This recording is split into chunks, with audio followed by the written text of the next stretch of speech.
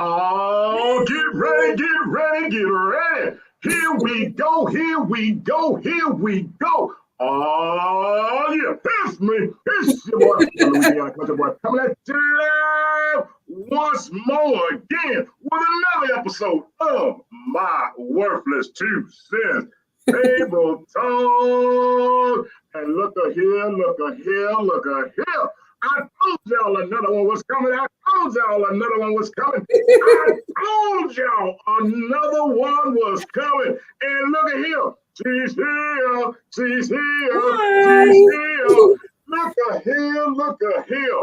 Oh, man. This old boy here is plumb D excited. Woo!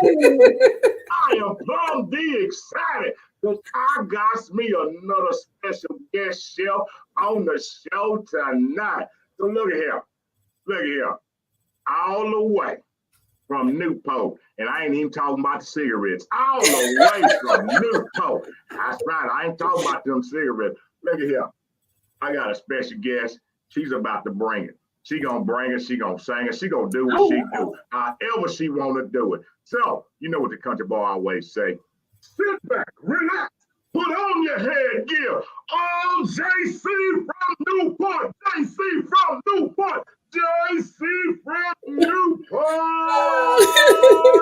Put something in the ear. Have your way, my friend. Thank you so much. I thank you for the welcome. If I was sleeping, I'm not sleeping now with that intro. Made me feel like I'm a superstar, but no, I do appreciate the opportunity. Thank you for inviting me to be on your podcast, just to share who I am and to share my story. When I reached out to you, it was so funny because I was only connecting because I saw that we're going to be on a program together, Success Fest. Yes. And it's so funny because I'm just asking you, hey, have you heard anything about Success Fest? And you offered the invitation. At first, I was going to say no because I haven't done a podcast, even though I bought all the equipment to do a podcast. So I'm learning. I'm actually rebranding myself to come out my comfort zone. So I said, okay, I'll do it. So just to tell you a little bit about me and to those who are listening, I am Jacqueline Claude. Like you said, I live in Newport News, but I'm actually from the good old Peanut City. I used to tell them in college, Suffolk was the largest city land-wise. That's all I could claim to fame. It was in a small country town. Graduated from Virginia Commonwealth University School of Nursing in 2002. So I've been a registered nurse for a little bit over 20 years. I actually like to say that because it makes me feel like I'm grown. Because I'm the youngest of 18 children. Whoa. Yes. You the what? The who? Wait a minute. What? Yes, I'm the youngest. Of 18. There's actually 16 living and two are deceased. Wow. So I am the baby. So that's why I like to say I'm grown. And that's why I like to say, I've been a nurse for 20 years. Because I like to say I'm grown. Because my family likes to remind me that I'm the baby. Yeah, you got hope. See, it's only 3 on top of me. You ain't never gonna. You're right. My brother told me, he said, Jackie, we know how old you are. Stop saying it. You the baby. I said, I give in. But in the back of my mind, I'm still grown. So I'm here. Both of my parents are deceased. My mom passed when I was 21. I had just started nursing school. My father passed when I was 10 years old. And my brother was actually murdered when I was 16. Oh, wow. That was like a really, really difficult time in my life. I think I was 16 years old. He was my best friend, looked out for me because we was all close in age. People actually thought I was his twin because he had a twin, but his sister was a stillborn. And so my mom had me 2 years later. So everybody thought we was twins. So I always consider myself the miracle baby because, after me, she didn't have any more children, even though they're still getting known. They was in their 50s. And I'm like, have y'all had enough? Stop that. And they never had any more children after me. Hey, you know what that means? That's our thing right here. Yes. See, because we were the one they was waiting on. Right. There you go. I like that. Say the best. See, that's what I tell my older ones, because I've got 3 older ones and their sisters. And you know what I tell them? Y'all was practice. Y'all was practice. Because when they had me and I was the boy, I was the one that they was trying to get anyway. So Right. they was just practice. We was the one. Hey, look at here. Because guess what? With you and me, they stopped. Mm-hmm. They had no more. Donnie, can you share this? 'Cause I was trying to share it on my page. Okay, hold on just a second. I can do that. I can do it. Because I didn't see how to do that. So my Yeah. family will be like, where's the link? Yeah, you can't look. You know, they looking for you. They looking for you. Where she at? She said she was going to be on that thing. Now, where she at? Look, I stayed awake. I'm glad I called you because I would have been. Oh, my goodness. Wow. Man, look, so tell me some more about this. All right. So the question is exactly who am I? Like, who is Jacqueline Claude? Been through a lot of tragedy. I love to write. So I actually started working on this book, I want to say back in November 2015. And the Lord has blessed me to just, my sister and I, Sandra, to publish a book. So it's called a Prayer Time. It's actually the chronicles of a mother's devotion towards the inner life. So basically what it is, I had taken all of my mom's journal entries that she used to write when she would get up in the morning. She faithfully would get up in the morning, 5:30 in the morning to pray. So by me being the youngest, I was always by her side. I used to sleep in the bed with my mom till I was like 21. And if she was still alive, I would probably still be sleeping in the bed with her because I was her baby. So my mom, she was diagnosed with endometrial cancer. Like I said, it was my first year. I just started nursing school. And she was diagnosed with endometrial cancer. And the doctors only given her 6 months to live. So they had given her the option to do chemotherapy. She had already had uterine cancer in advance to endometrial cancer. And she had did radiation therapy. And so she asked me to do the research, did research, came back, told her the side effects. And she was like, nah, I pass. I'm not going to take that because she was just like, the side effects were too significant. And she didn't want anything to separate her from the love of God. My mom was a devout believer in God. She raised up in the admonition and the love of God. You know, when we was little, it was like mostly 4 of us in the house at the time. So when we was little, she would always gather us together. You know, we would hold hands, we would pray, and we always sing the song, Don't Forget the Family Prayer. She would always say a prayer, you know, for us when we would go out to school. When our friends come over, they got a prayer. She fed all the children in the neighborhood. So she was a loving mother, my number one person, my best friend. But she passed. She passed, like I said, when I was 21. Actually, my birthday is December the 30th, and she actually passed 2 days after my birthday, January the 1st. Oh, wow. Didn't think I was going to make it, didn't think I was going to survive. But at that moment, you know, I tried to run from God. I don't know how I thought that was going to happen. But yeah. It didn't work. It's like I said, he keep finding me.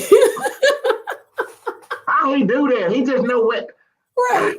Yep. So I said, okay, I surrender, throwing the white flag. I give up. I give in, which was the best decision of my life. And for henceforth, I had said, you know, I want to write a book. You know, I had my mom notebook and had all her writings. And I said, I want to do something with this because I wanted to encourage other people because it's my mom's faith that she instilled in all of her children that is keeping me today. Right.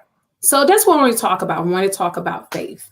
I remember when I was in school and she was like, Jackie, don't give up because I believe God is calling you to be a nurse. And that stuck with me. You know, I wanted to give up because nursing school got really hard.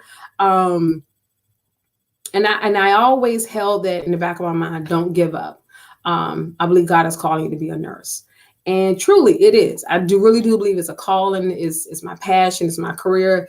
Somebody asked me, well, if you wasn't a nurse, what would you be doing? I don't know, because nursing is me 24/7. I love it. I enjoy it. So anyway, like I said, I took her notebook and she used to write down different devotions, different things that, you know, when she was in prayer, that she heard the Lord speak to her, she would write it down. So I said, you know what, I want to do something with this. So I actually started working on a devotion book back in 2015. Okay. Here it is 2022, and I'm just now publishing it. So I'm truly learning that your time is not God's time. God's time is perfect. And a lot of times in life, we don't want to wait for stuff. We Right. want to run with it because, oh, this is a good idea. But is God saying that, is it your time? Because Right. sometimes you can do things out of time or out of season and it doesn't work. But when you wait on God and you allow God to mold you and to prepare you, then that's where everything begins to fall together. I always say that, as believers, we don't want to get in the fire, meaning that we don't want to get into those hard places, those difficult places, because in those difficult places, that is when you begin to know who God is. We used to always say in church, is a song, God is a healer, he's a deliverer.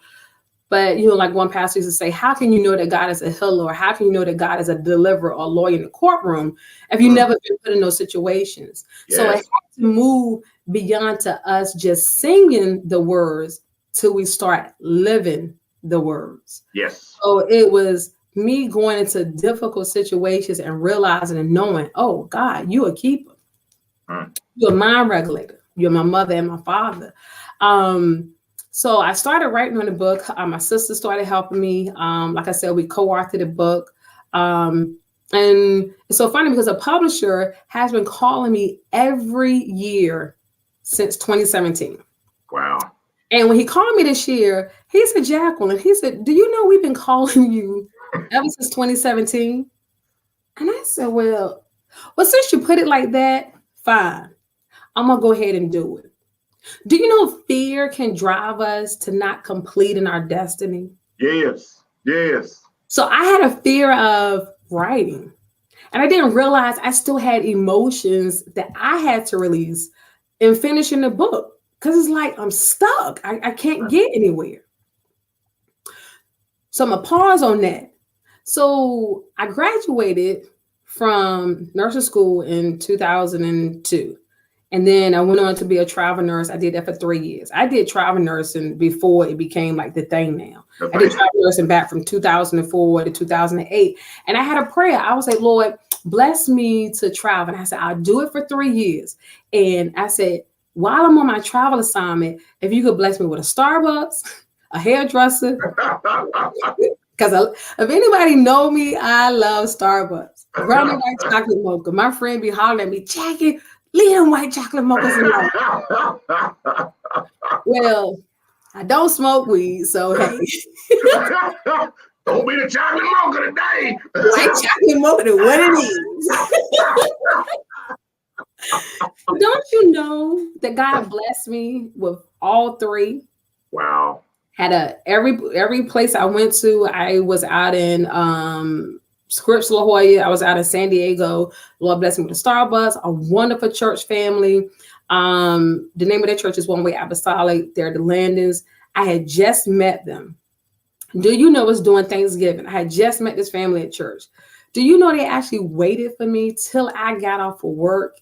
I didn't get to the house by 8:00.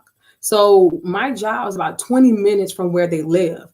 They actually waited for me. They put me at the head of the table. Wow. This is my first time meeting them to have Thanksgiving dinner. That was so special to me. So sometimes we're looking for things, but God has just what we need when we need it the most. And it's not going to be from the people that you expect. It's going to be from people that you don't even know. And still to this day, that's been since 2006, and it's 2022. And I still call them, they're my family to me. Right. So then the Lord blessed me to go to Rochester, New York. I had a friend that said, hey, Jackie, I got a church you can go to. I'm going to set you up with, 2 young ladies. So when I got there, I met them. We became the best of friends. I worked at Rochester Strong Memorial Hospital. It was like an observation unit in the ED. I was there for 7 months. I was actually waiting for the snow because I'm born in December and I love the wintertime. So the snow never came. And then when I came home, when I came home, because I had all my clothes. I had my cute little leather jackets. You were ready. I was ready. But the snow wasn't ready for me. So the Lord blessed me to end up coming home. And those 2 young ladies who befriended me, we're actually still friends to this day. So I kind of gave up nursing because I'm like, I got tired of packing up. I got tired of it. The money was good. Now I wish I would have saved my money because I was making a good 6 figures. Wow. But I didn't save my money like I supposed to, but the Lord took me through that because I learned the value of money.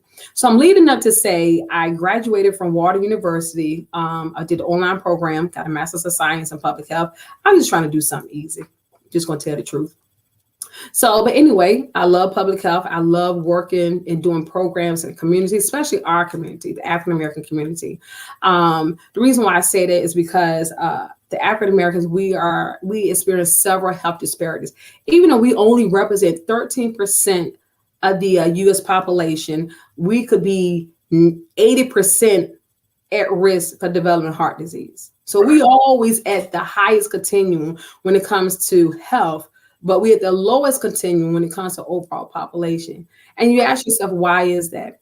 A lot of times because you have mistrust, with all the different things that's happening in the community. But if you have someone who looks like the person that you're talking to, it's called relation.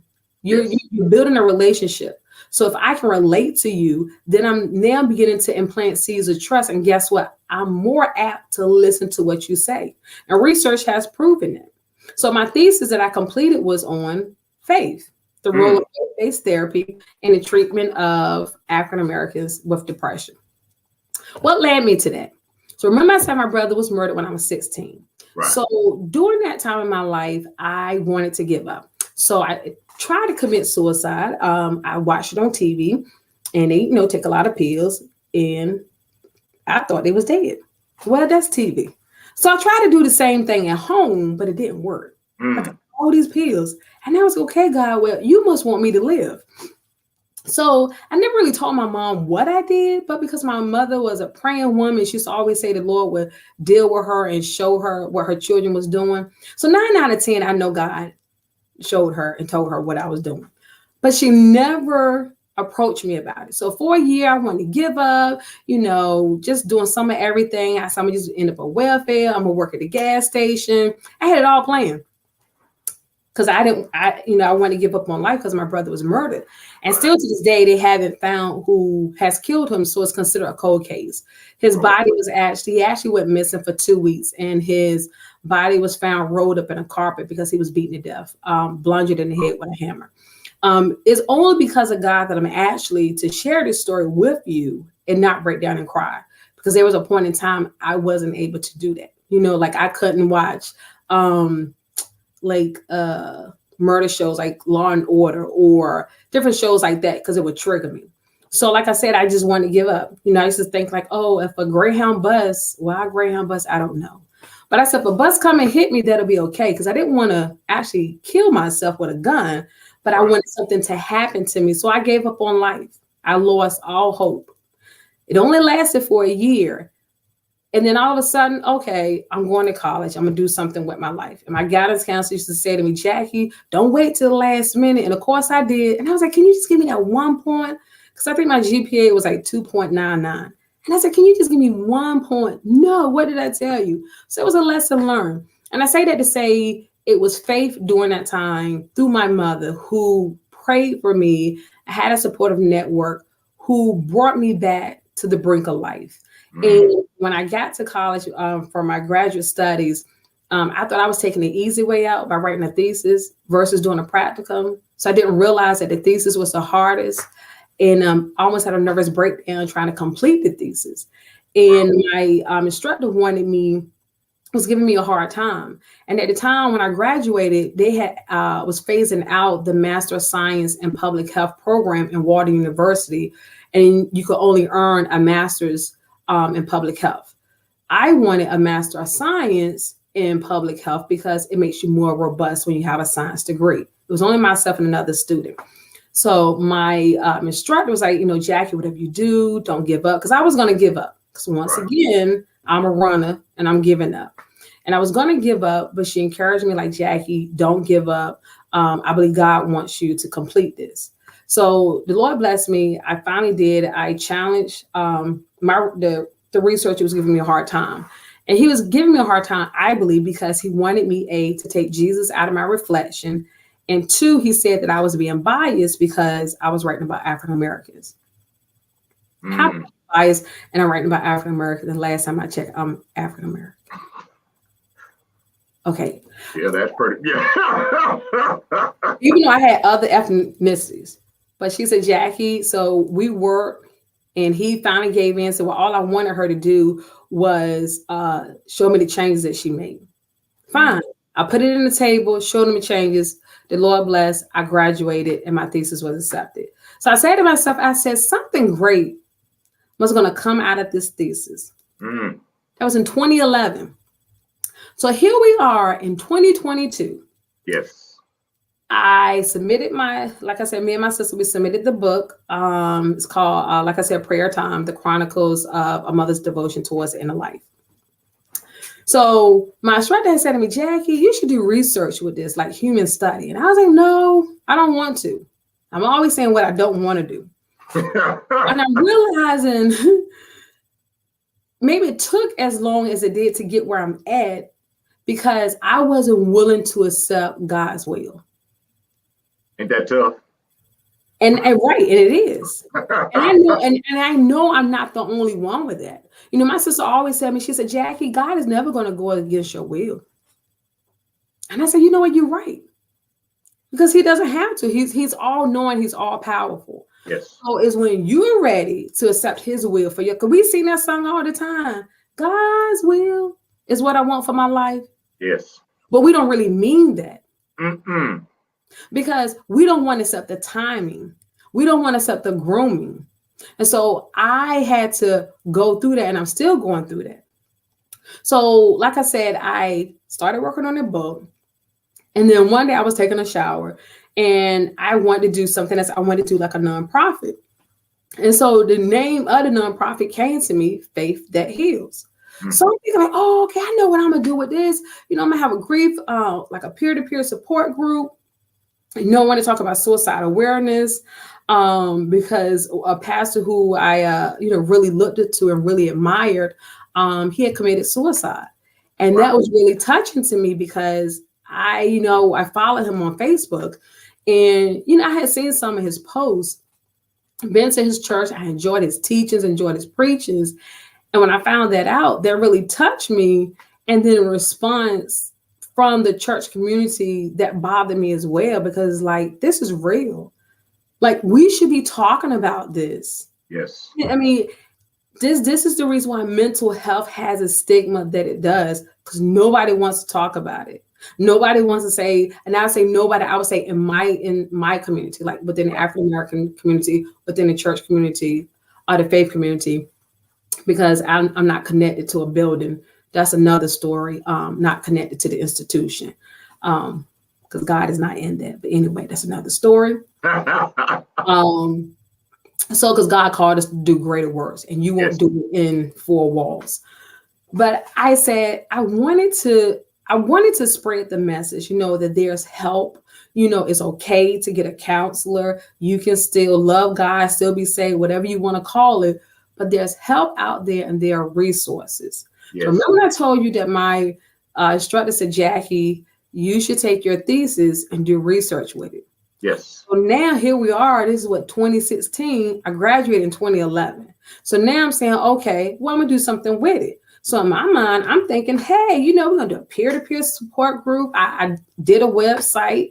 It's www.faiththatheals.org. Did pictures, did everything. Got stuck once again. I started having meetings. I had my cousin, my sister. I did the articles. I'm a corporation. Did the bylaws, everything. Couldn't go nowhere. Couldn't move. Because you know what I said? I said in the back of my mind, I don't want this to be a ministry. Someone asked me, is that a ministry? I said, no, I don't want that. No, I'm just going to do education, just going to do public speaking, do resources. That's it. But I didn't want to do ministry. Don't you know, it wasn't until here recently, this is 2022, it wasn't here until maybe like about a month ago. I think I was just walking around the house, and I just said, you know what, Lord? Okay, I give up. If you want, if this is supposed to be an outreach ministry, then that's what I do. Donnie, don't you know the moment I accepted God's will, it's as if the clock just says, okay, she ready. Yes.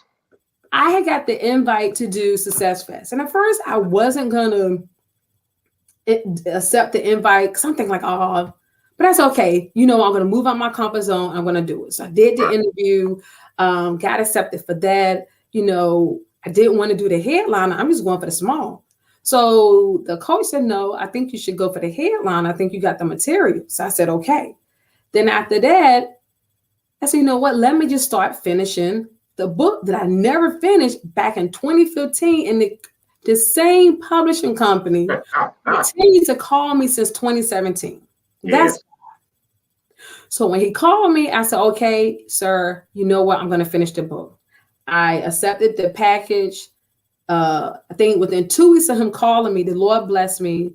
My sister came home. We finished the book on Monday and we submitted it for publishing. Wow. Then I get another email last week that says about branding. So I have a branding session on this Friday. So then coming up in October, that same thesis that I told you about, I did publish the thesis back in 2019. I submitted that same thesis to a nursing organization and it's been accepted for a poster presentation. Wow. All of this has happened within, I would say, the last 2 to 3 weeks. It happened with a yes. Right. Right. It happened with me saying, okay, God, I'll do this as an outreach ministry, because I never wanted to have labels put on me, because I realized that people will put labels and titles on you and you're wondering why I'm not functioning in that title because it's not for you. Right. We have all these different titles, but what God says, those are gifts. Like all of us have gifts and callings without repentance. And sometimes you're wondering why this not working for me because that's not your gift. That is. Say that one again. Say that one again. It's not, you're wondering why things are not working for you because you're working in the wrong. That's not your gift. So stay in your gift. So it leads up to everything. The book is on, the book is on, like I said, my mother's faith. My thesis was on faith. The nonprofit organization that we are rebranding to be an outreach ministry is called Faith That Heals. My sister and I. And then we would have a team. And my prayer was like, Lord, I'm trying to find a way to launch this. So I'm saying all this like, God, I'm trying to find a way to launch this. I had already bought this stuff to do podcasts. The Lord blessed me to buy a house. And then the house is a room. And so I can do that for a podcast. But nothing wouldn't come together until the moment that I said, okay, Lord. Yes. I surrender. So remember I told you before, I used to try to run from God because I thought he couldn't find me. Yeah. That's how, right? But that's the reality. And sometimes people realize I got all these things, but why isn't anything coming to pass? Why can't I move? Because the Lord is saying, come unto me. I give you everything. Yes. Like even just sitting here talking, I was like, oh my gosh, Lord, I'm so nervous, but like you said, is everything comes together in time and past. Why? So who can get the glory? So God can get the glory. Get the glory. To me, it's not about the money, because I could care less. Because when I leave here, I can't take this money with me. Right. But I do want to be that face and that example to so many people, and not just within our ethnicity group, but to all people, because all people were created by God. He just made us unique and different. And so because of that, I have a responsibility to those people that's in my sphere, because all of us are given different groups. I might can reach that group and you probably can't reach them, but that's okay. And I should be able to respect you for that and not think that you're being more than whatever. I mean, this time that we're living in with the COVID pandemic, surviving through that, work, like I said, I'm a nurse manager and I manage long-term care. Once again, I said I would never do long-term care. My mom said, Jackie, never say never. Now that I'm in it, I love long-term care. I used to manage a family birth center. I managed a telemetry unit, did project management. It's like everything that I wanted to do about 7 years ago is now coming to pass. Everything that I wanted to do, once again, what I wanted to do Yes. I said, it's not your time.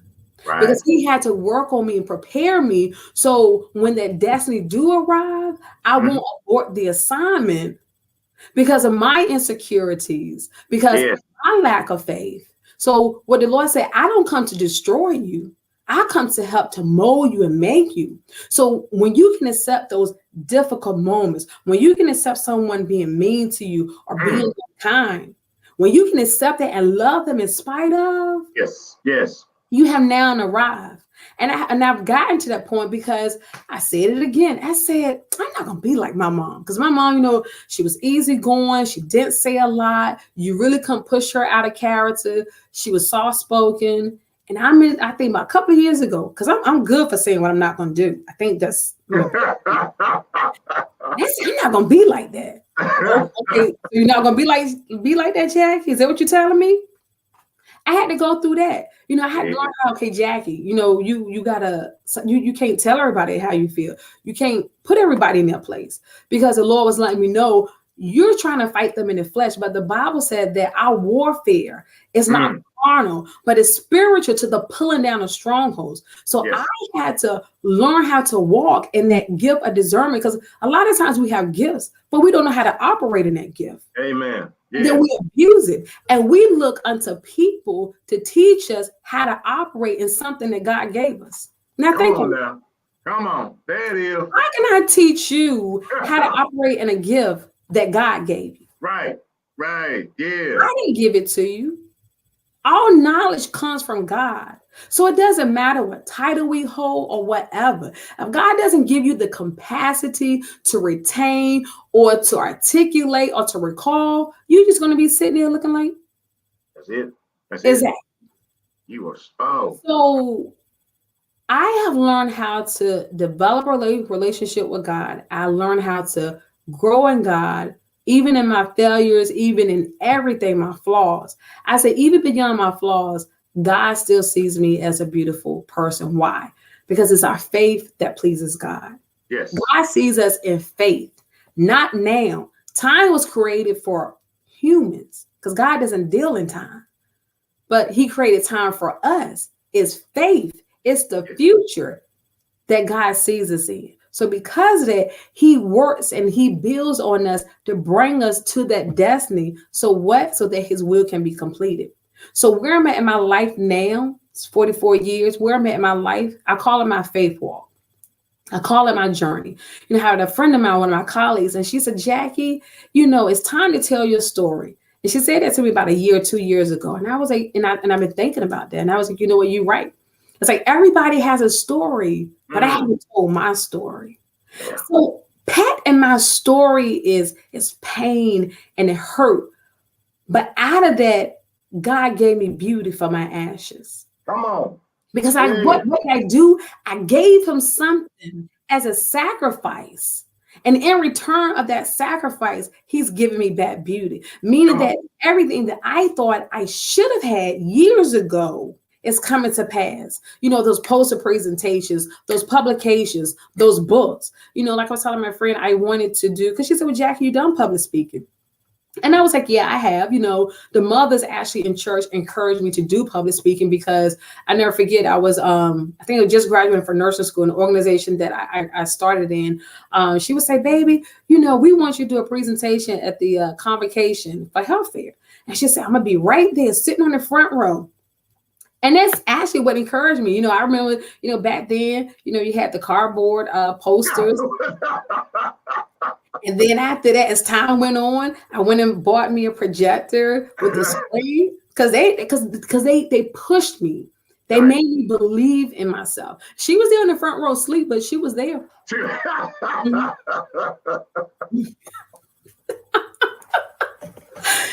And then after a while, time went on. So, I'm doing presentations in church and developing workshops. And I'm like, it comes to me so natural. It's not me. That's God. Or, I would tell different people, oh, you should write a book. And I'm thinking like, I'm telling you what you should be doing. But that's really what I'm supposed to be doing. But I had to accept God's will and God's time for my life to say, okay, it's time for me to launch out. It's time for me to start working on my brand.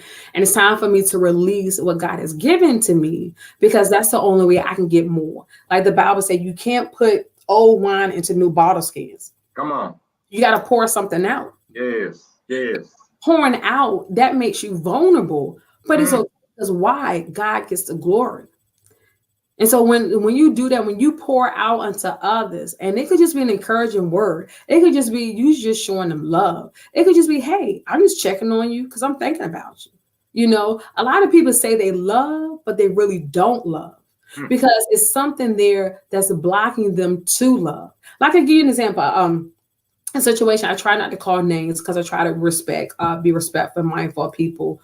In a situation where I reached out to the person, like, hey, offer to come over to my house, like, hey, it's family, let's, sit down and talk, because I see some things that are not working well. And you don't want to let life pass you by. And the opportunity comes for you to get things right, and then you don't. Yeah. Shame you. So I said, told my sister, I got excited, called the person, said, hey, and I told them the reason why. I said, hey, like me to come over, like to have a conversation, put everything out in the air. Got back, says, oh, well, I'm working. Okay. You don't work all day. Could have came to the house. So some conversations you should have in person, face to face, not over the phone, because you miss the emotions. Because a lot of times we mistake what somebody has said to us, and they didn't mean it that way. I could have been having a bad day, a stressful day, but I didn't mean what I said to you, because I've been moving so fast, because I do that sometimes. Right. Sometimes, I have to clarify myself, like, hey, I didn't mean to say it that way. I apologize. We have to be apt and be willing to say, hey, I apologize, and take the low road. And there's nothing wrong with taking the low road, because you're actually making yourself stronger, and you're actually releasing that energy off of you. So anyway, so going back to that, kind of touched me a little bit, because I reached out, I called, I offered several times. I was going to cook food. And if anybody know me, I don't do a lot of cooking. I can cook. Hey, JC, if you never needs to apologize to me and you're cooking, I'm coming. I'm going to just see what I mean? Free food? What? Yeah, I'm coming. Okay, I'm just letting you know right there. If you ever feel like you wants to apologize, let me know. And if you ain't got to say nothing, but I'm cooking and I'm coming. Right. All right, go ahead.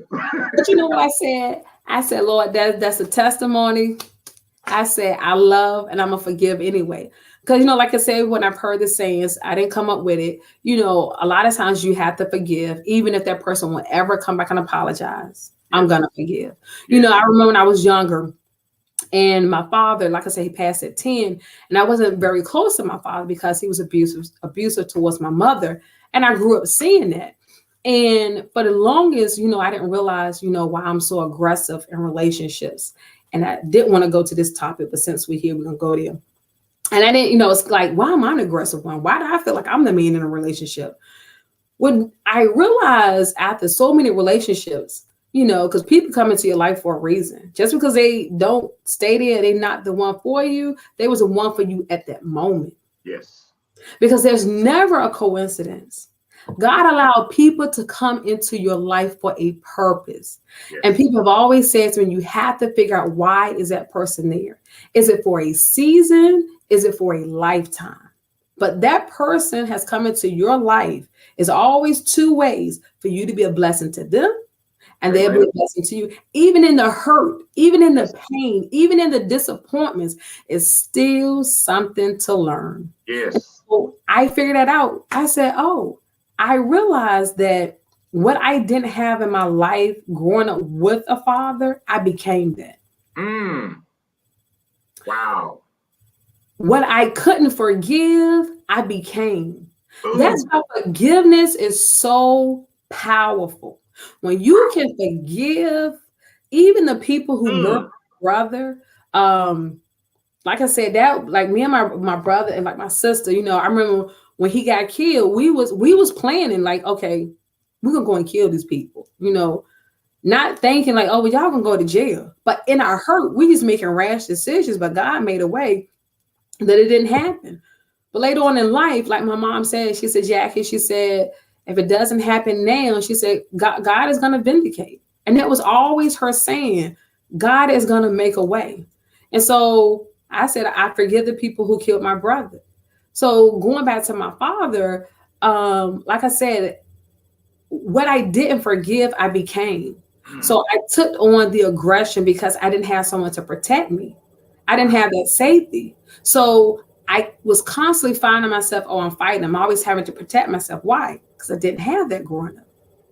So the older ones probably didn't experience it because you had him, your adulthood. He's seen your grandchildren. I would never have the opportunity of my parents seeing me get married or have children. I would never have that.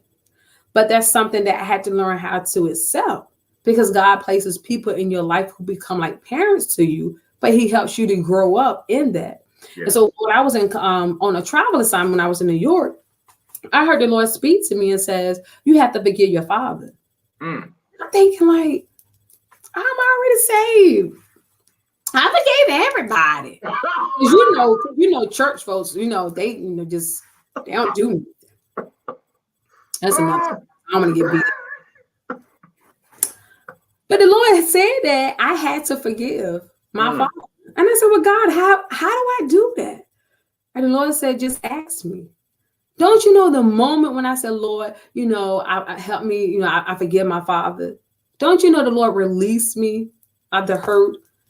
And after that, I could talk about him like I can talk about him now. And now once the burden and the hurt was taken away, I could actually see, wow, I really did have a good father. In spite of what he did or how he treated my mother, I really had a good father. He instilled great values in all of his children. He had his own construction business. And he used to allow us to come out on the jobs and work, even though my mom didn't want us to lifting, they call them blue boards, sheetrock. She didn't want us doing that because she said, Jackie got to have children one day so she can't hurt her back. I was still lifted. If my brothers can do it, I can do it too. Growing up, you got 9 brothers. Hey, I think I can do it too. I grew up as a little tomboy, because like I said, my brother was my best friend. So I did whatever he did. Right. When I was little, I used to run around the house with no shirt on. And my mom was like, girl, put a shirt on. You a girl. I'm like, well, he don't got no shirt on. Right. I mean, I don't have what I have now, but oh my God. I go on to say that those are real conversations I think all of us need to have. Whatever walk, whatever you at in life, those are real conversations that you need to have. And like I said, the moment that I say, I'm going to forgive my father and I'm going to allow love to abound because God works in love. Wherever there is love, you will see fruit. You will see growth. Yes. And I released that. And it's like, okay, now I can have a better relationship. Now I can be that loving and that gentle person versus being, right. No. Now is my favorite saying is, I'm going to let God handle it. Yes. Because me handling it only makes it wrong. And I get tired of having to go back and like, Lord, forgive me for the because I did wrong. Amen. I'm going to learn how. And I'm going to take, because I told myself, I am not going to die from a stroke. Now, there are things that we can die from. I refuse to die from a stroke because a stroke, this is a nurse in me. There are risks that you can mitigate to protect your health. And stress is one of them. We say blood pressure, we talk about eating, but let's talk about the stress. Yes. The stress of life. And it's a true saying, will kill you dead. Mm-hmm. When you get stressed, there are so many actions that your body begins to release and to take on because the body thinks like, something going on, something ain't right. And they start releasing these different hormones and these different type of actions and these different toxins that you begin to destroy your body internally. And you wonder why you're not feeling right, not eating because you're stressed, because something there is blocking you from having a productive day. Yes. Stress will kill. So that's why I say I refuse to die from a stroke. Amen. Because that means that I can control the environment and the emotions around me. I had to learn not to allow people to control my emotions, because if they control my emotions, then they control me. No one has authority and control over me. I'm the captain of this ship. Yes. With God leading me. And so I forgave my father, have better relationships. And that's what I constantly say to people: forgive, let it go. I even had people to call me and reach out and say, hey, Jackie, I'm sorry for how I treated you. Could you please forgive me? And I said, yeah, I've been forgave you. And that's JC, I'm gonna say that's the thing is, I've heard it so many, and I've dealt with the same thing. For me personally, forgiveness releases so much. It is like a 50-pound bag that's lifted off of you. Right. People seem to think like, well, I ain't gonna forgive them because of, let me tell you something. You ain't forgiving them because of them. You forgiving them because of I didn't forgive people that have hurt me. This is the thing I did. I had to forgive people that have hurt me. I had to forgive people I have hurt and ask for forgiveness. I had to ask for forgiveness. And then I had to ask God to forgive myself for things that I was too stupid or too dumb or that I had done. See, when releasing that, I don't know why people ain't got it yet. Because everybody should be walking around here just as happy as But the reason folks ain't walking around here happy because they have not grasped forgiveness. They have not grasped. They want to hold on to something. Right. That happened 20, 30 years ago. And you walking around on the people in the grave. They holding on to people dead and gone. And they can't do nothing. But that's why I say I thank God for just being a just God and to be loving. That's why he said he's long suffering. God, he loves us and he deals with us in our stupidity. But yet he still blesses us. But we can't even do that for our neighbor. We can't even do that for the ones that we see. Yes. But that's not God. So going back to what I said with the family that I invited over, I just said, okay, I'm going to let it go. And I said, I'm going to forgive. And it is what it is. No shade off my back. You're just going to help me get my blessing even quicker. Right. And and I've been there too. When we have done those things, and that's just the human side. For me, human side, you reach out for these things, but you also learn in this life that people are not at there. A lot of people ain't there. You can offer and you can go into it. How, what's that saying, people? That you ain't sincere.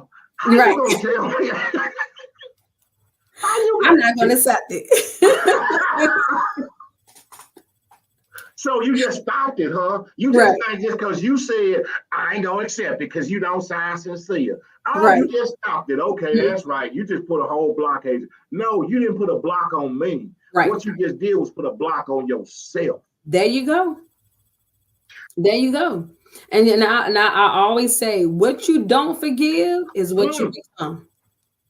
And I learned that firsthand. I said, Lord, I don't want this. Okay, so I give this to you. And I said, everything that is happening in my life is God ordained and is my faith walk. Like when I call it my spiritual awakening, it was like in 2017. And I was studying and reading the Bible and just wanting to just know more about God. And I just, you just get in a place like, I know there's more to God than what I'm hearing. Like he's more than just, a new house, a new car. He's more than that. Like that you can get that anyway. He's more than that. And so the Lord blessed me. I told my sister, I said, Sandy, we're going to Ethiopia in 2019. How many people with Black America that you hear say they're going to Ethiopia? I grew up watching the little Ethiopians on TV with flies flying around their head. And I want to adopt one of them. Because that's what we're seeing coming up. Yes. The Lord blessed. I was able to plan a trip. And we actually went to Ethiopia. It was my sister and my brother. And my brother said, Jackie, I think we should get a tour guide. I don't know no tour guide. Now, what was I thinking? This is not Jamaica, Jackie. I'm thinking, Whitby. I said, wait a minute. They don't, all of them don't speak English. What was I thinking? So the Lord blessed us to find a tour guide. And the reason why I chose him because he just had a smile about him and he looked very happy. And so we selected him and he became like a tour guide. His name was Becca. And so he help us out with everything. I was nervous. I said, Lord, what if something happens? Because I watch a lot of TV. I said, what if we get taken? Just a lot of thoughts. But the Lord bless us. We got there. Everything was fine. He didn't even charge us a lot. We actually gave him more than what he asked. So we was there for 2 weeks. So we went basically all the places that I had read about in the Bible. Because I said, Ethiopia is in the Bible, but they don't talk about them a lot. Because I realized there are Black people in the Bible, but they don't talk about it a lot. So I wanted to go and see where these places were in the Bible. So the Lord blessed us to go to the Blue Nile, which is in the Bible, different places like Lalibela. It's considered like the holy city. The Ark of the Covenant, they say is there in Axum. So we went to so many places like Queen Sheba, went to the different kingdoms. It was so amazing. The things that I got to see in Ethiopia, I have never seen on TV. And so I stayed true because I have a love and affinity because the people were so kind. Like when we was leaving, we cried because I felt like I was leaving my home. Wow. They were so happy to see us. Because I used to think like, do they know we Black? And they would say to us like Obama. I was like, oh yeah, because they speak like 84 different dialects. So the thing that I'm going to share with you that got me. So I was asking him about the time, like, what time is it? He said, well, Jackie, which time do you want? Do you want the world time, the continent time, or the local time? They have 3 different times. Oh, wow. I said, well, can you tell me what time it is right now? So they said 5 o'clock. I said, but it don't look like it's 5 o'clock. It looked like it's about 2 o'clock in the evening. So he had explained to me there are different times that they go by. So he said the local time is going to really confuse you. The reason why, because they still follow the biblical principles of the Bible. Oh, wow. So I just celebrated New Year's with them in September. You want to know what year it is? 2015. 2015. 2015? Mm-hmm. Wow. So they're 7 years behind the Gregorian calendar, the calendar that we have, because they follow the lunar calendar. They have their own calendar, their own time, and all their languages. So why wouldn't I want to go to Africa? Because I said I was going to start in the East and work my way back to the West, because Bougie Bonton has his song, Till I'm Laid to Rest. And he talks about, how the sun rises in the East. That's why I'm going to the East, because I want to see what it looked like. Right. Beautiful. Amazing. The clothes. They have this wine that's made out of honey. It's fermented. So it depends on what part of Ethiopia you go to. Like if you go to Lalibela, it's not as strong because Lalibela is like a holy city. But if you go to Addis Ababa, which is the capital, it's a little bit stronger, but it's delicious. We learned their dances. They mostly move with their shoulders. I mean, so many cultures within Ethiopia that I learned. So when they told me it was 2015, I said, wow. Well, wait till I tell us. I posted it on my page. But the funny thing is, remember I said I started writing my book in 2015? Yes. So everything that I started in 2015 in the US, I get to go back and do it again in Ethiopian time. See how everything mirrors up? Wow. I was like, wow, like God timing is so amazing. It's so right. And if I could just encourage anyone that is listening, my saying would be never give up. If God has given you something, whatever dream, whatever passion that you have, I don't care how long it takes, never give up. Because it might be something in your life that God wants to work out before he places you on that platform, because you're representing him, the kingdom, because you just can't go out there any kind of way. There's a reason why it hasn't come to pass. There's a reason why you might not have that sign. Because why? His purpose has to be fulfilled, and you have to be trusted with the mantle that you're going to carry. Yeah. And so I feel like I have arrived to that place, and I will continue to arrive, and I will continue to grow. But when you can take them hard knocks, when you can take them blows where it seems like this is going to take the life out of me, and the Lord said, no, it's not, because I didn't come to kill. I didn't come to steal, destroy, but I came to give you life and more abundantly. Yes. We have not because we asked not. So like I said, everything that I wanted to do years ago is coming like clockwork. 2015, I told you to start writing this book. I just celebrated the Ethiopian New Year and it was 2015.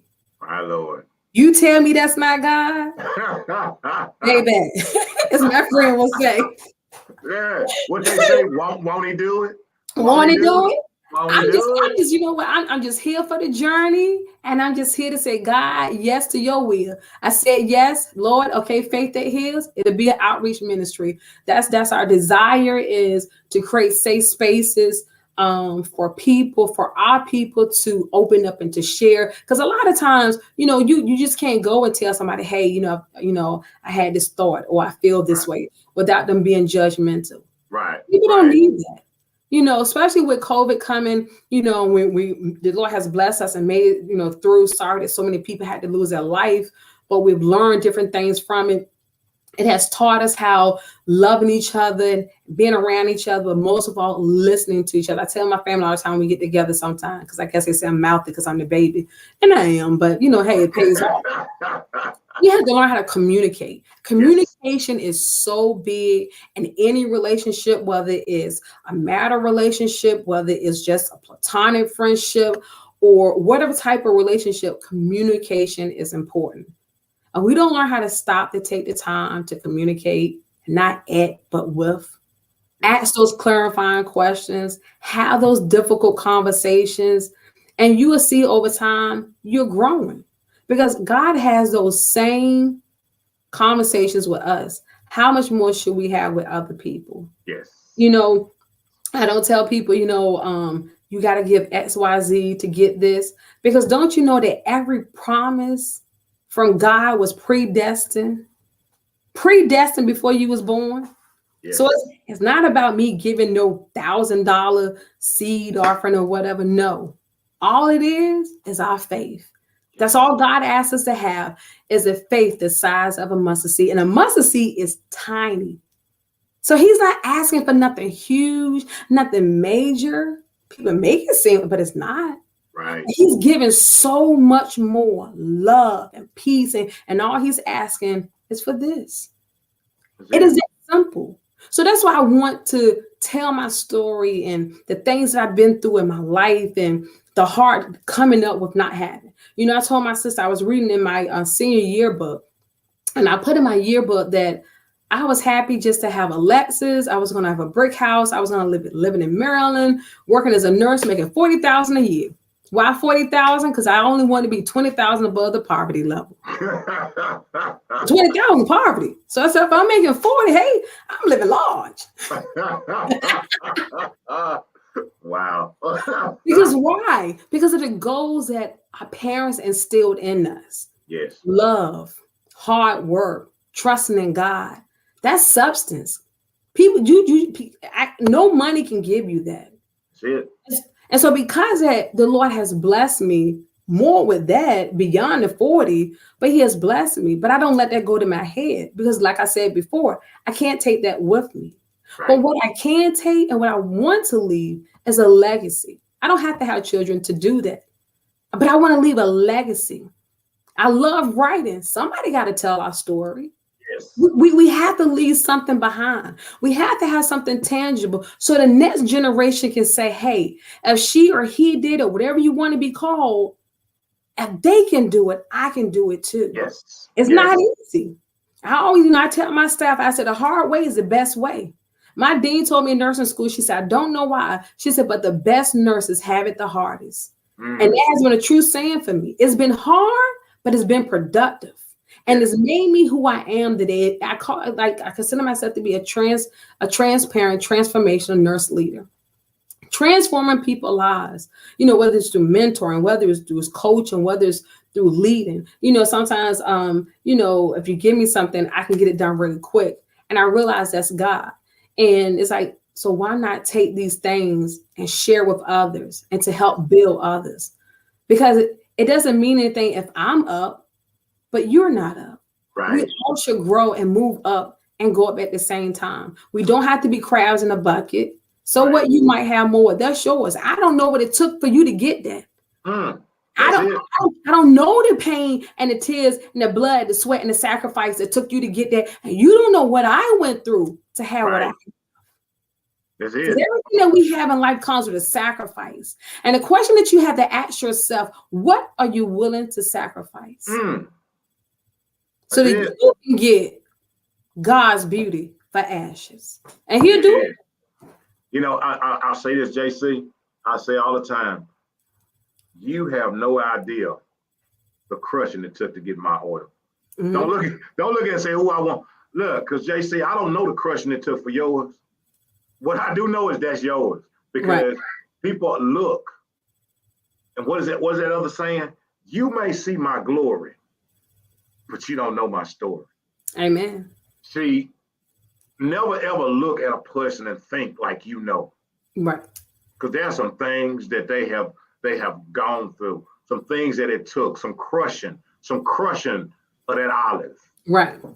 The crushing just to get a little drop of oil out. And that crushing don't feel good. That hurt. That's pain. And that's what a lot of people want to avoid. Ooh, that hurt. But baby, that hurt lets you know there's still life. When you can feel that pain, because you're going to respond. And the question is, how are you going to respond? Because how you respond going to determine your come up. Come on now. That one. It's going to determine your come up, and it's going to give you that motivation and that drive. You know, you have to stay focused. I learned in life, you know, things will come to distract you. That's another thing that delays you from meeting your destiny, because you're giving into distractions. I too have been that person. And people have to see and know that, like, hey, I've been distracted, but guess what? You can come past that. How do I do that? You keep pushing, you keep giving. You don't lose that passion, whatever passion that you have, because like I said before, that pain is really your purpose. That's it. You know, that paper, that thesis I told you about, I almost had a nervous breakdown, but look where I'm at now with it. I'm now giving it purpose. So whatever the enemy is fighting you the hardest on, that's what you should be doing. Yes. Oh my Lord, that is JC, that is so it. That is so on point. And I understand it so clearly what you're saying. And I have walked so many of those roads from being distracted. You know, I did my little book, and what's so funny is I started putting mine pen to paper in 2015. Wow. Look at 2015.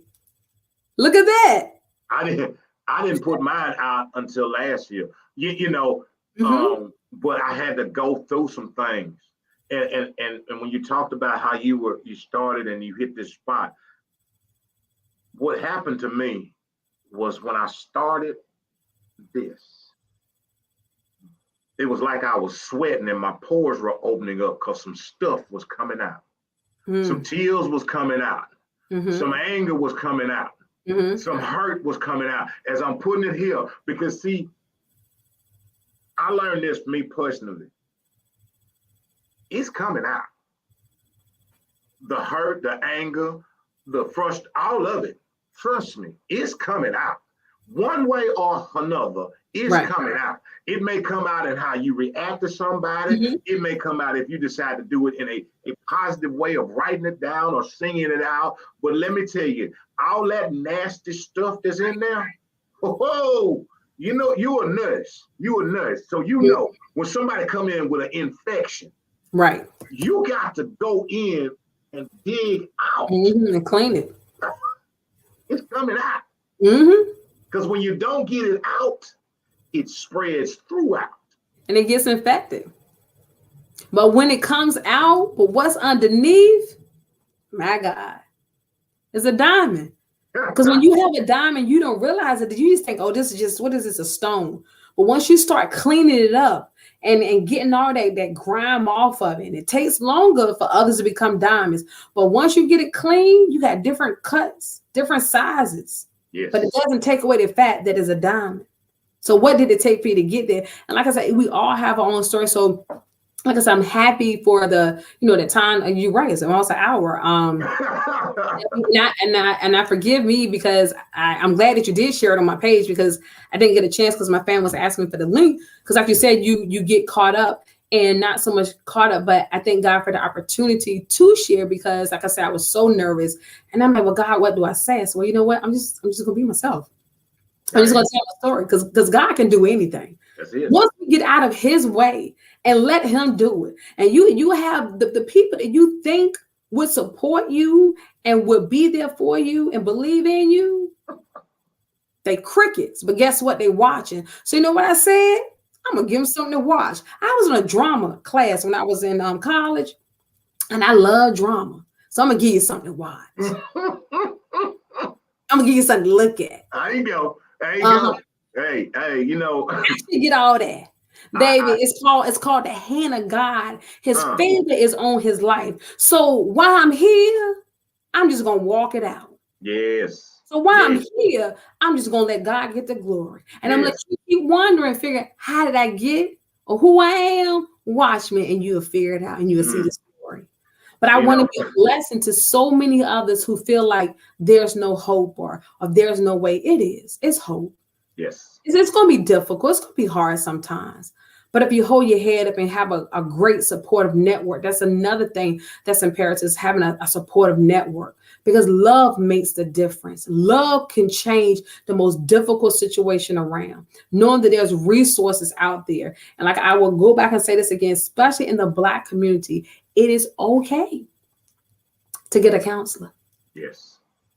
It's needful. That's their job. You know, that's what they specialize in. That's what my thesis was about, was building the relationship between faith-based therapy and the secular work. You can bring those two together because they're needful. Faith-based initiatives are good, but, you know, research has shown majority of them lack outcomes. So it doesn't prove to be successful because you don't have the outcomes to evaluate, or you don't have the training. So that's why I say it's okay to go to a counselor, to have the training. Because guess what? Even in you giving your story, you could turn around and be a blessing to the counselor. Amen. Amen. God do things. We all are blessing to each other. Just listening to you, like you said, 2015, same thing for me. And you was right. Just, I think I came home and said, oh, I can get this done. I broke down like, where are all these emotions coming from? And you're right. I had to release that. Like, you know, while I'm here talking, I have my mom's picture beside me, my mom and my dad's picture. And that's my motivation. And I just looked at that picture and I just burst out and I just started crying. I'm like, oh my gosh, where's this coming from? Like, you know, my mom and dad been gone for 20 some years. I had that last remaining. I said that he'll search our hearts. He'll search the dark places, the crevices, what people don't see. He'll shine a light on it. Yes. And that was my shining light moment. And then I came home another night and I kept praying, crying and praying, like, Lord, help me through this.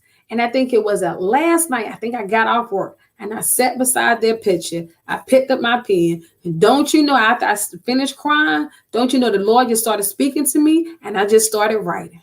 I said, God, look at you. Because what? I didn't give up. Even in the hurt, I didn't give up. Regardless, as long as it took, the fact is that the Lord bless us to get it done. So my sister comes home. Same thing happened to her. I said, hey, Sandy, how did you feel?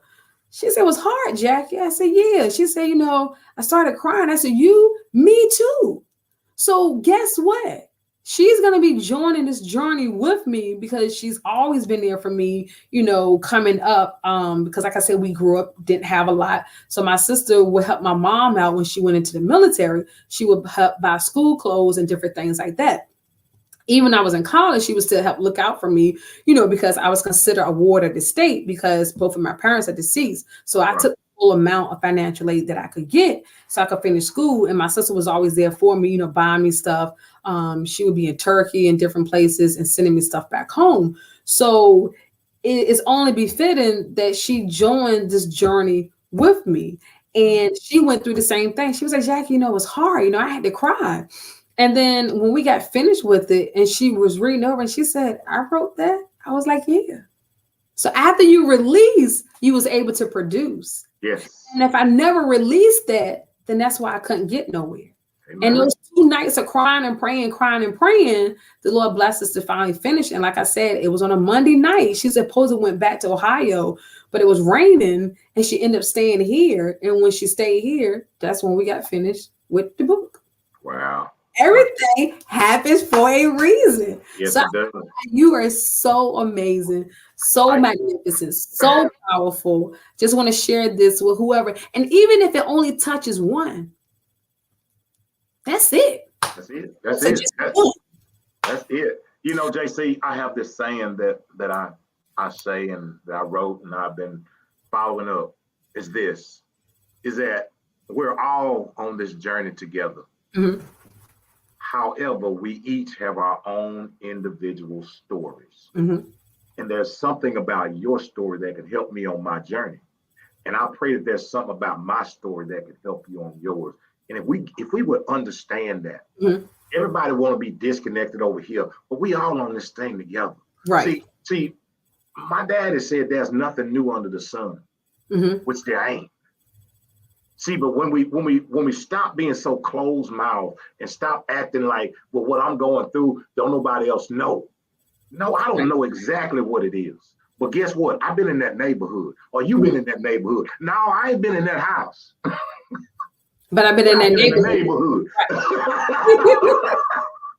I don't know what it looked like inside your house. Right. But I know exactly what the neighborhood looked like. So quit hiding because ain't nobody been in your house. Because there's a whole bunch of us in this neighborhood. Exactly. And guess what? We can each help each other navigate through this neighborhood. And that's how it is. I think about, how the Lord blessed our ancestors to come out of slavery.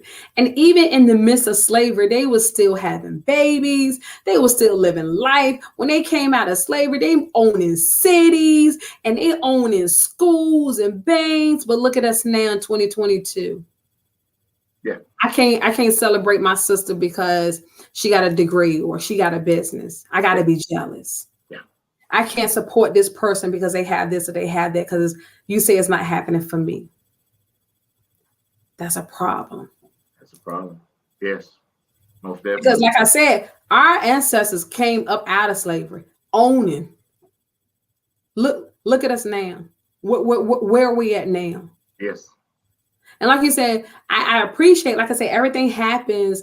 It's God ordained. Just you asking and you say, hey, just talk freely to come. And I was like, oh, yeah, you're right.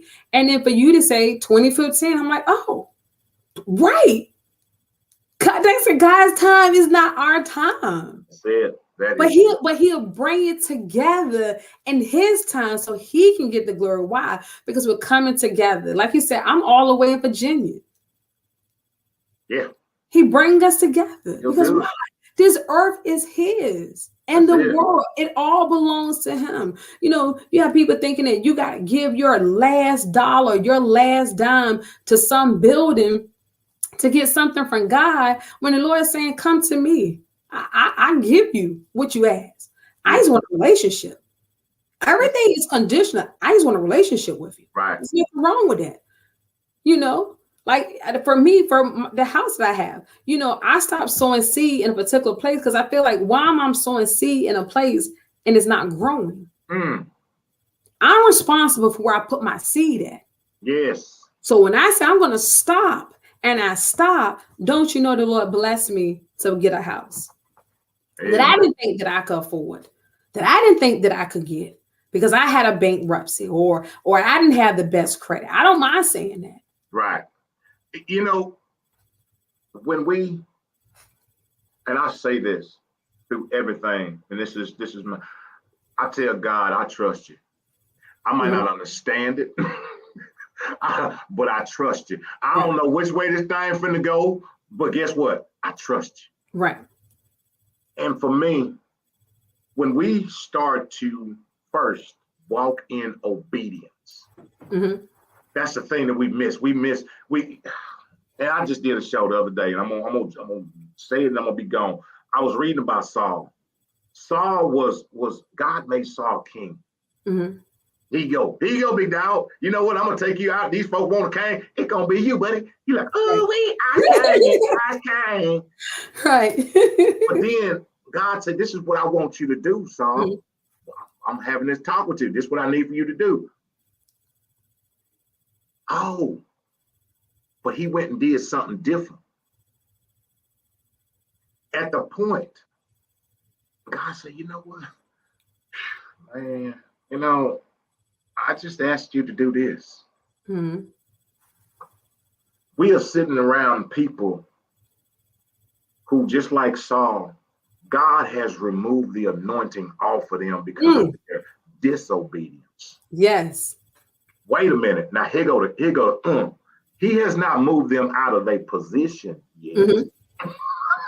But he has moved the anointing off of them. They might be sitting at the table, but they ain't got no power. Right. Okay. But at the same time, he has chosen somebody else. And what's that thing they call it? Lame duck. You could be sitting there amongst some lame ducks because they ain't got no anointing. Yeah, they sitting in the position, but they ain't got no power. Because of disobedience, because of not listening and following. I need for you to do this because I'm not going to ask you to do nothing that's going to harm you. Because guess what? I'm the one that placed you here, wherever the hill may be. I don't care if the hill is I place you to be a janitor at a school. I'm the one that placed you here. And what I need for you to do is be obedient where I have placed you. If you can be obedient where I placed you as a janitor, see, one day you might be the superintendent, but right now I need for you to be the janitor. Yes, there it is. There it is. I mean, and that's it. And that's the concept I think if we could grasp to appreciate where God has placed you, to know that you're there for a time. I think about Queen Esther and, you know, places where I say, I'm here for a time such as this. You know, God needs people to say, hey, to activate your faith and to show people what it means to live by faith. It doesn't mean that I'm just going to sit here and twiddle my thumbs. No, it says because I have faith in God, I'm going to move and believe that whatever I do, if it's of God, it is going to come to pass. If it's not of God, then I have to say, Lord, I accept your will. Yes. Yes. And like you said, we have to be honest with ourselves. And you're right. You have those that, you know, that anointing or that assignment is no longer assigned to you because why?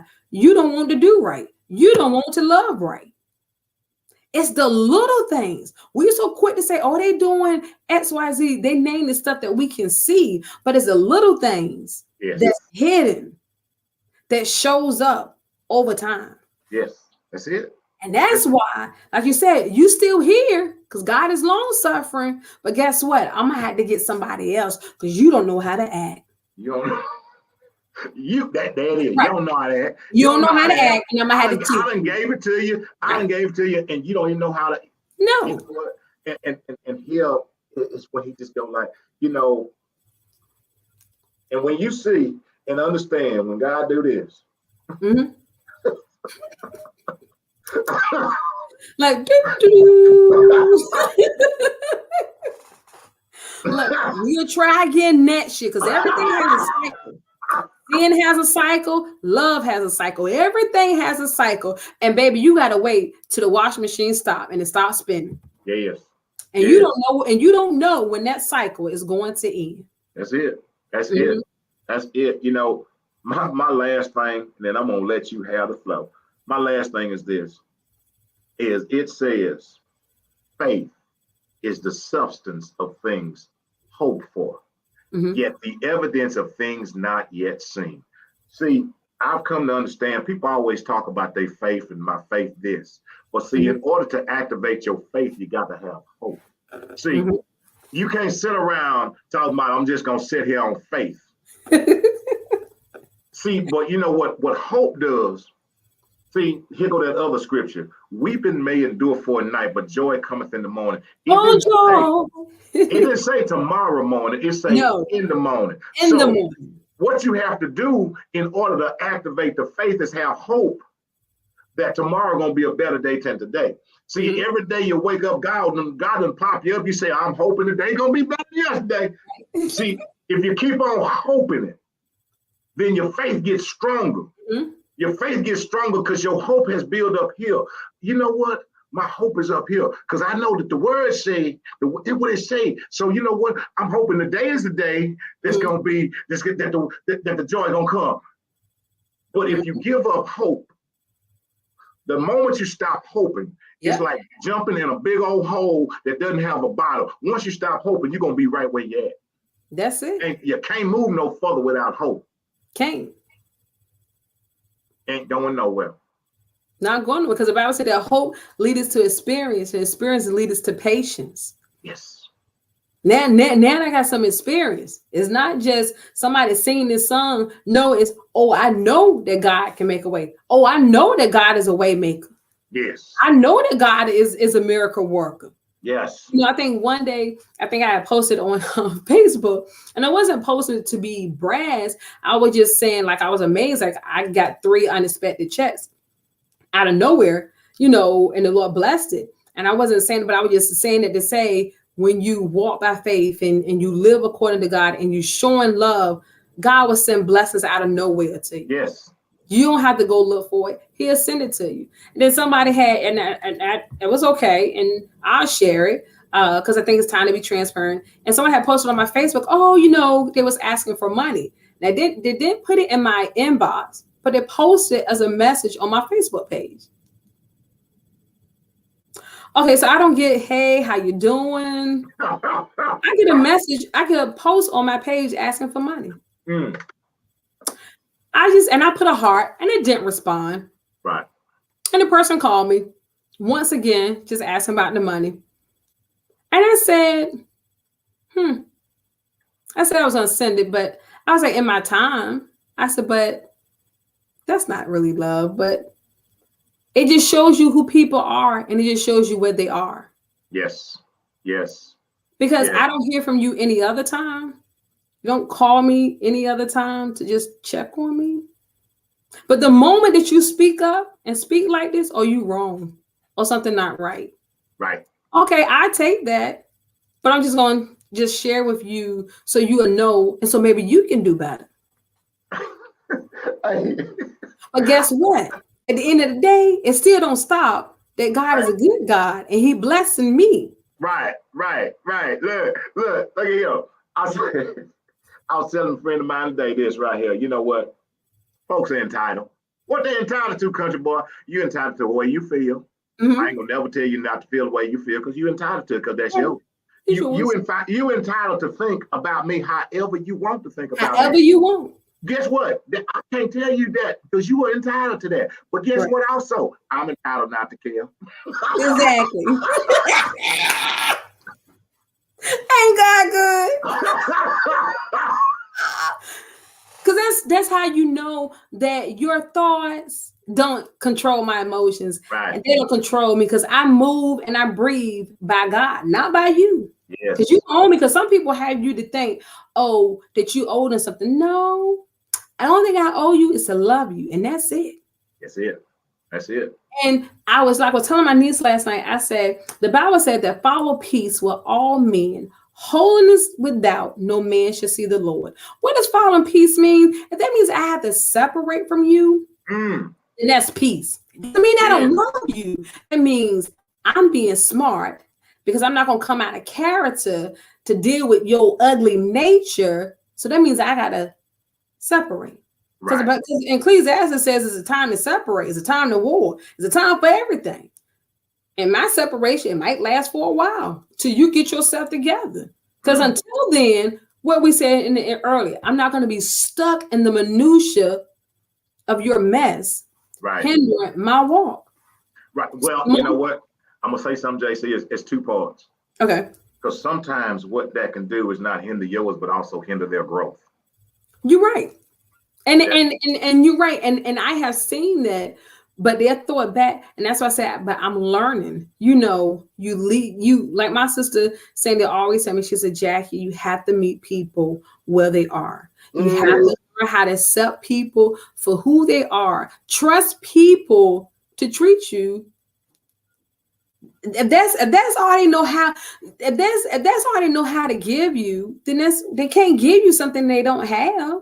Right. So they Amen. don't have it. You know, I used to expect certain things. My sister said, Jackie, stop expecting that because they don't have it to give you. Right. I had to learn that through life. I'm only but 44.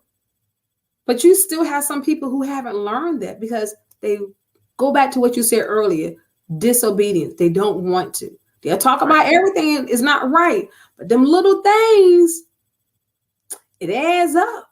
Yeah, you know, JC, I was one of them where everything wasn't right with, you know, everything wasn't right, but it was at the point when I realized personally I had to be accountable for me.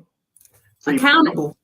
People don't want to be accountable for themselves. I'm gonna always know what it was that you did. See, when two folks get into an argument, ain't but one of them right. That's what they'll. ain't one of us gonna be right. No, see, two of you got into it for something, whatever it may be. It don't even matter. But it was two of you involved in it. Right. Two of you involved in it. You know, at some point, somebody has to say, you know what was my part? I ain't finna talk about why you was doing that, but what? Because life presents us with choices. There you go. You just made it clearly. I can choose to stay here and argue and fight and yell and scream and plead my case. Or I can choose to say, you know what? I'm going to step away from this. And that's power. That's power. Because I'm taking your power. And I'm walking away.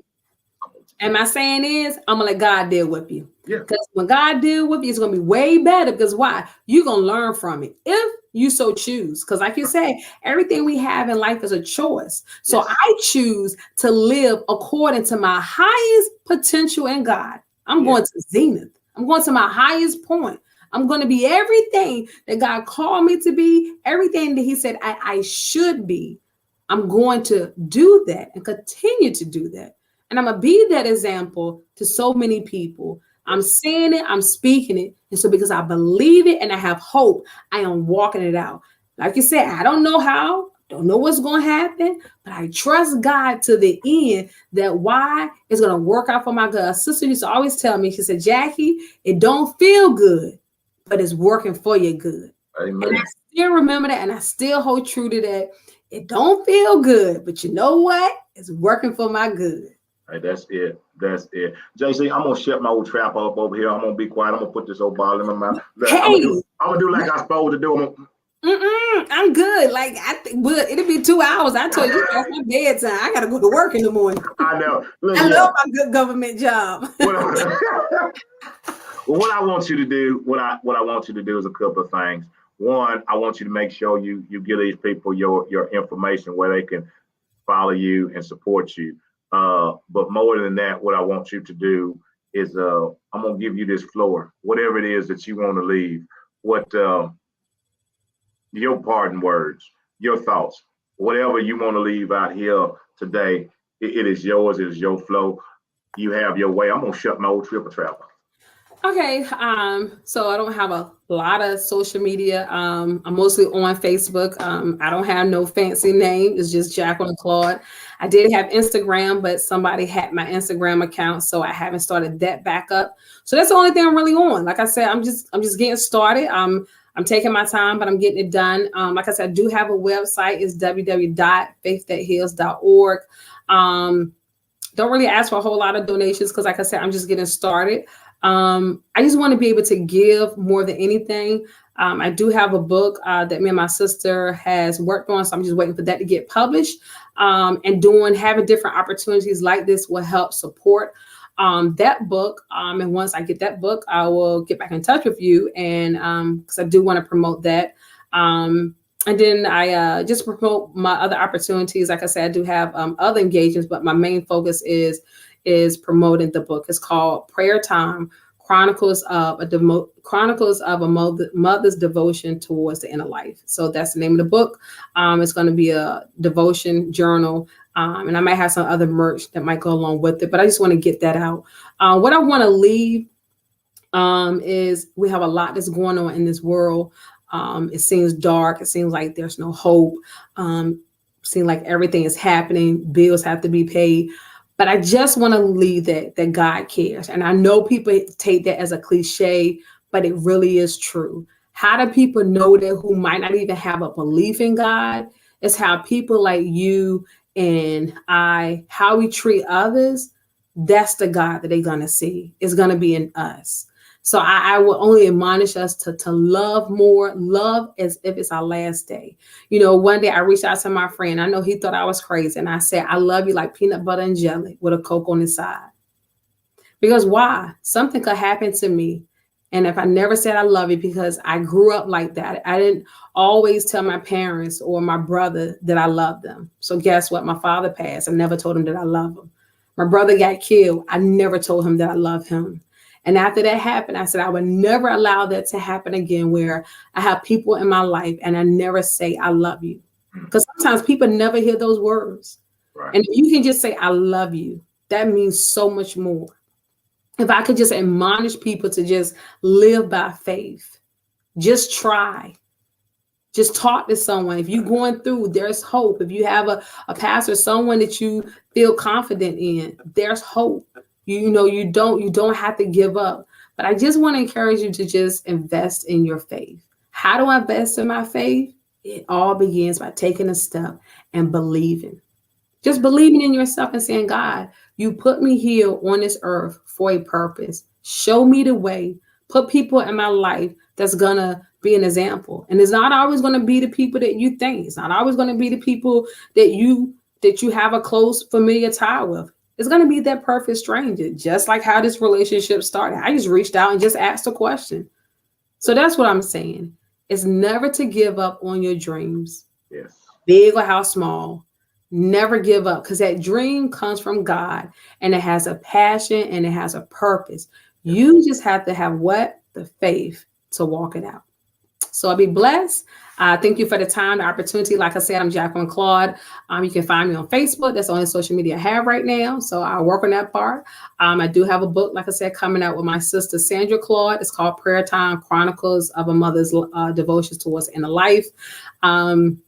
That's my epitome is that book, because that is what gave me life when I wanted to commit suicide, when I wanted to give up, when I didn't care. I was going to live on welfare. I didn't care. But look at me now, 20 years later, I'm a nurse manager. I have a master's degree, a bachelor's degree. I have several presentations that I presented. So God can do it. We just believe in ourselves. Wow. Well, JC, I thank you so very, very much. I greatly, greatly appreciate you coming to the table and feeding old country boy. I'm full right now. I'm full. I'm good and stuff. I'm stuff like a Thanksgiving. You push me out my comfort zone. Thank you so much. I enjoy your energy. I enjoy having dialogue with you. Like I said, it's just like you said, we just connected because wow, like I can feel the same as like you said, what you have gone through. Don't know your story, don't know your house, but I've been in your neighborhood. Yes. I'll say this, JC, and I tell everybody, and I'm not ashamed of it. This platform that God has created, that He's just told me, hey boy, I just need you to sit right there and just facilitate this thing. I got this, because this ain't mine, this is His. And I'm so grateful to Him for just choosing me to sit here and bring wonderful people and have wonderful people come and share, to encourage, to uplift and support. That's what the platform is about. And I've said it from the very beginning. That's what it's about. This is called My Worthless 2 Cents Table Talk, and it's open, it's transparent, and it's real. Yeah. I don't call, I ain't got no list of questions I run through. I ain't like them other folks, y'all. I'm gonna tell y'all right now, if your first time ever watch, I ain't like them other folks. I come like this. Sometimes I might put on a little, and I might get fancified sometimes. Mm-hmm. But this is it. This is genuine. This is real. And I love it. And I love it. I love what God is doing, because I know beyond a shadow of a doubt what He is doing is He's allowing the seeds to go out. Mm-hmm. It's not up to me to figure out and say which ground they're supposed to go on. He said, what I need for you to do is just sow. Right. And everybody that comes here, that's what they're doing. They're sowing seeds and they're helping others. Mm-hmm. And that's what it's about. Again, I said it before, I'll say it again, and I'll continue to say it. Look here, we are all on this journey together. Yes. However, we each have our own individual stories. And there's something about your story that can help me on my journey. And there's something about her story that can help each and every one of us. That's it. And that's what we're here to do, to uplift, continually uplift and encourage. If we want to turn this thing around, everybody talk about this thing and how things are going. Guess where it turns at? It starts right here with the turn. Yes. Does it start right? If you want to say, "Oh, I don't like the way things going," then change up in here. Right. There you go. See, when we start working on this and changing this, then if everybody start doing that, can you imagine? So many things will change. Paramount. That's where it starts at. So whenever I come or whenever, I don't talk about nobody else. I just point right here. Right. It starts with me. Yeah. I point. I got right work here. to do. I'm about far not perfect. I ain't got time to be looking at what your garden look like, because this over here might grow some weeds. Right. I got weeds a mile high. Right. I ain't got time to be looking at your garden. What I got to do is tend to mine. And then when you see me tend to my garden, maybe you'll be like, you know what, I'm gonna work mine then. Right. Inspiration. Right. Can you imagine if everybody worked their own garden, how much food there would be? Ooh. Right. We'd all be eating very well. And I think, like I said, I thank God for the, I like to surround myself with people that are going places and that inspires me, different. I was telling a group, like I see your accomplishments, and it's inspiring, it's encouraging. It's like, oh, if they can do that, I can do this too. So you always want to surround yourself with people that's going to inspire you to greatness. Yes. Yeah, I'm going to shut up. This last one, I'm going to close out. You know what they say? If you're the smartest person in the room, you're in a room full of idiots. Right. I didn't say it. But I'm just saying. So I ain't trying to be the smartest person in the room. Right. But I appreciate it, JC. I really do. I really do. When you have an open invitation to come on back into the table at any time you want to. And I will say this to each and every person that's watching. You could have chose to do something else or be somewhere else or watch anybody else. There's a million folks out here. If you're here, it's because God had sent you here for a reason. Understand that. If you up in here, you done peep this or heard this, or if you just rolled through, thought you were going to be nosy, see what this old country boy was doing, I know you done caught something. I'm doing what I normally do. But it is a blessing. I've enjoyed my time. Like you said, like it just went by. Like I enjoyed the time. And like I said, thank you for the opportunity. Because like I said, I told myself I set goals. And I was reading, and congratulations on your ebook. I was reading, I said, oh, that's what I had to do. I had to get out of my way. And when I started setting goals for myself, and I'm like, wow, I'm setting goals and I'm putting forth the action, and now I'm seeing the outcomes, and it inspires me even more. So I keep my journal with me and I write down things like, okay, got that done. Next, let's move on. And it just makes me say, how much more can I accomplish? Yes. So, yes. Our work is not done at all. Not done. And again, I thank each and every one for tuning in. I thank you so very much. I greatly appreciate it. The old boy's finna get up out of here. JC finna go. Y'all ain't got to look at my face no more until I'll be back Monday. I'll be back on here Monday. Y'all will. But hey. But I greatly appreciate it. And before I leave, what I always say. I love each and every one of you. Yes. Unconditionally.